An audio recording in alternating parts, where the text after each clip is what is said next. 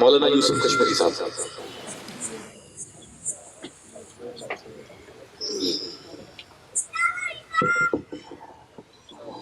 السلام علیکم ورحمۃ اللہ وبرکاتہ.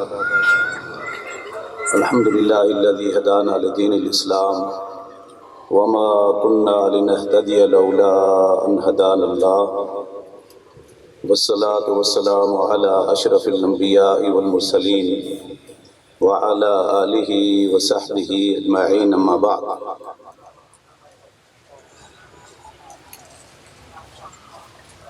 آج یہ محفل مشاعرہ علامہ محمد اقبال شاعر مشرق شاعر اسلامی کے حوالے سے منعقد کیا گیا ہے تاکہ ایک ایسا شاعر کہ جو ساری زندگی امت مسلمہ کے نوجوانوں کو ایک جذبہ ایک ولولہ دیتا رہا، آج بھی ماشاءاللہ اس پروگرام میں نوجوان موجود ہیں. میں انتہائی اختصار کے ساتھ علامہ محمد اقبال کی شخصیت اور ان کے افکار اور نظریات کے حوالے سے چند باتیں عرض کروں گا کہ ڈاکٹر محمد اقبال ایک ہمہ گیر شخصیت تھے. عرفن مولا جسے کہا جاتا ہے وہ تھے. اگر آپ مذہبی اعتبار سے ان کی زندگی کا مطالعہ کریں تو میں سمجھتا ہوں کہ وہ مفسر قرآن تھے. ان کے اشعار ابیات قرآن کریم کی بے شمار صورتوں کی تفسیر میں ہیں. غزل میں شعر میں انہوں نے قرآن کریم کی اہم ترین آیات جس میں امت مسلمہ کے لیے پیغام ہے،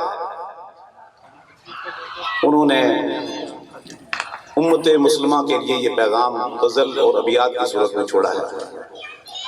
جیسے قرآن کریم کی ایک آیت ہے سورہ فتح کی، محمد الرسول اللہ والذین معہ اشداء علی الکفار رحماء بینہم. تو اس کا ترجمہ انہوں نے کہا ہے وہ حلقہ یاراں تو بریشم کی طرح نرم، رزم حق و باطل وہ تو فولاد ہے مومن.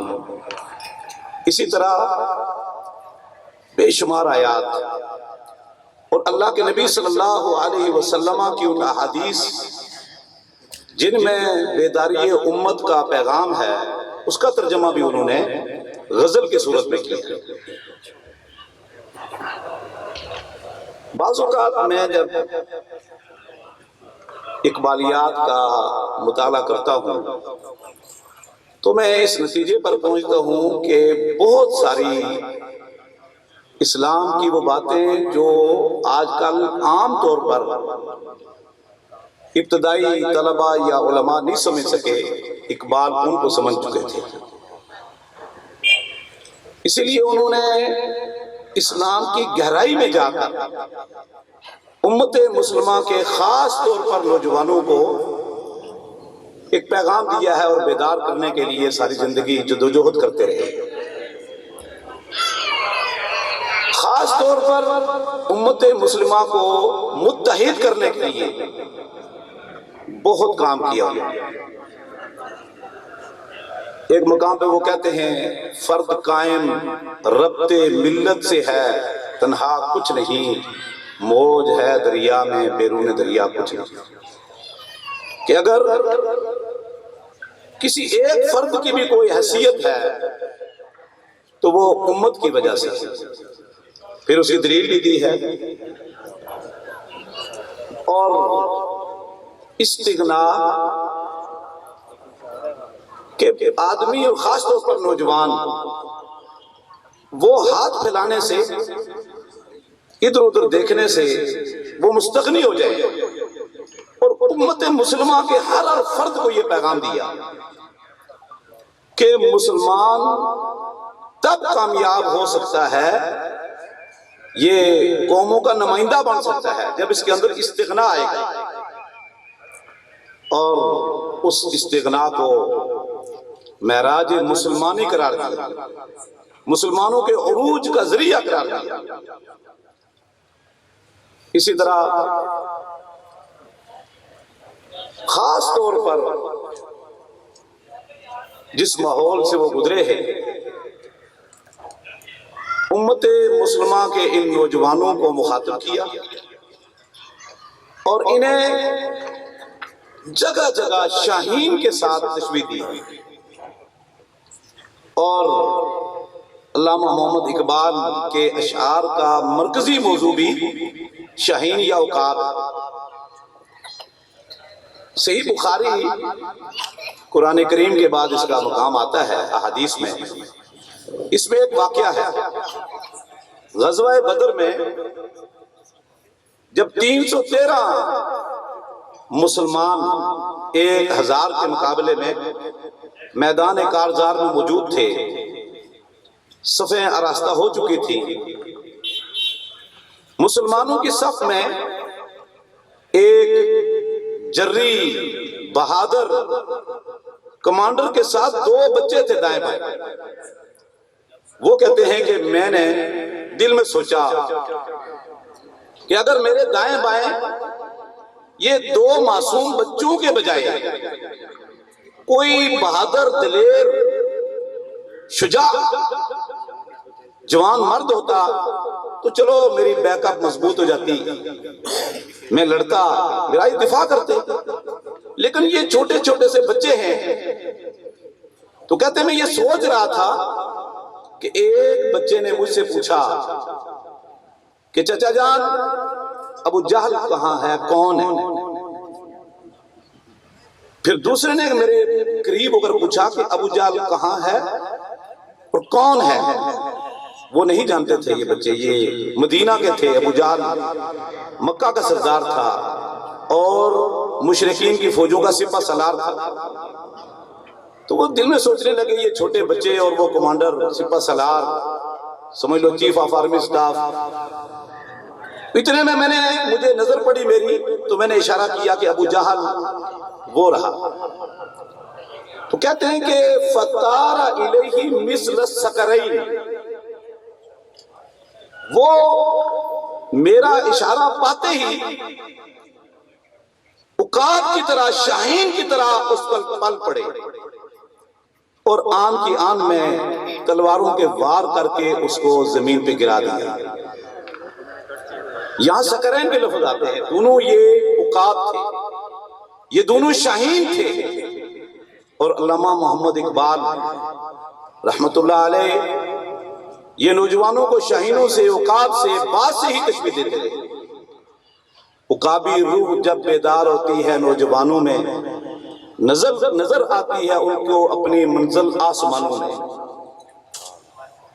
اور خاص طور پر ایک مقام پہ کہتے ہیں وہ فریب خوردہ شاہین جو پلا ہو کرگسوں میں، اسے کیا خبر کہ کیا ہے راہ و رسم شہبازی۔ اور یہ تقریباً فلسفے میں ہر فن میں اور ہر موضوع میں علامہ محمد اقبال کے اشعار مل جاتے ہیں۔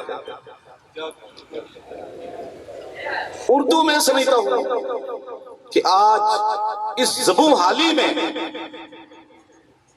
اگر اردو زندہ ہے تو وہ ان شعراء کی اشعار کی مرہون منت ہے، اور خاص طور پر جو ہمارے بڑے بڑے شعراء گزر چکے ہیں ان کی یہ مرہون منت ہے۔ اور اگر آئندہ بھی یہ اردو زندہ رہی تو میں سمجھتا ہوں کہ ان شعراء کی وجہ سے ہی انشاءاللہ زندہ رہے گی کہ ان کی زبان سے نکلے ہوئے یہ الفاظ صرف بر صغیر میں نہیں پوری دنیا میں گونج رہے ہوتے ہیں۔ تو بہرحال میں مختصر ایک بات عرض کرتا چلا جاؤں کہ علامہ محمد اقبال شاعر اسلام تھے۔ میری نظر میں شاعر اسلام 2 گزرے ہیں، ایک تو حسان بن ثابت تو تھے ہی رضی اللہ تعالیٰ عنہ، شاعر رسول صلی اللہ علیہ وسلم، لیکن اس سے ہٹ کر حکمت پر جس آدمی کے شعروں میں جا بجا حکمت پائی جاتی ہے، ایک درد ہے، ایک دکھ ہے، اور ایک جذبہ ہے، فلولہ ہے، اور امت کو ایک آگاہی کے ساتھ ساتھ شعور جس نے دیا ہے نا، ایک وہ عربی شاعر ابو طیب المتنبی گزرے ہیں، اور دوسرے ڈاکٹر محمد اقبال شاعر اسلام تھے۔ متنبی کے شاعروں میں بھی حکمت جگہ جگہ ہے۔ تو چونکہ آپ میں سے اکثر بھائی عربی نہیں سمجھتے، تو میں یہی التماس اپنے نوجوانوں سے اور مہمانان گرامی سے کرتا ہوں کہ اقبال ایک نظریہ ہے، اقبال ایک نظریہ ہے۔ بانی پاکستان محمد علی جناح تھے، اور اس کی جغرافیائی سرحدوں کے محافظ دراصل ڈاکٹر محمد اقبال تھے۔ آج اگر ہم اسلام کو سمجھنا چاہتے ہیں اور اسلام سے وابستہ ہونا چاہتے ہیں اور اسلام کی حقیقی اس فکر کو سمجھنا چاہتے ہیں، تو ہمیں قرآن کریم کا ترجمہ اور تفسیر کے ساتھ ساتھ اقبالیات کا مطالعہ کرنا پڑے گا۔ میرے بھائیو، یاد رکھیے، یہ اقبال ہوں، یہ اس طرح کے بے شمار شعراء آج بھی موجود ہیں، فوت بھی ہو چکے ہیں۔ یہ سرمایہ ہے اسلام کا، مسلمانوں کے لیے سرمایہ ہے، اور بہت ساری وہ باتیں جو ہمیں عام طور پر سمجھ نہیں آتی، وہ شعروں میں سمجھ آ جاتی ہے اور دل کی گہرائی میں اتر جاتی ہے، بندہ ان کی حقیقت کو پا لیتا ہے۔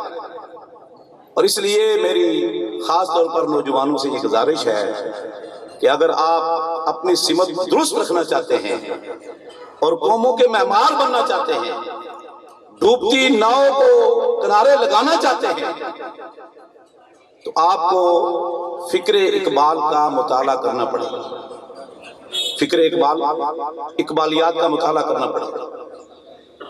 یہ وقت نہیں ہے، ورنہ میں وہ شعر پڑھتا کہ خالص اسلام کی وہ گہری تعلیم جس پر اللہ رب العزت نے بھی بار بار زور دیا ہے، علامہ اقبال نے غزل کی صورت میں، شعر کی صورت میں قرآن کی اور حدیث کی ترجمانی کی۔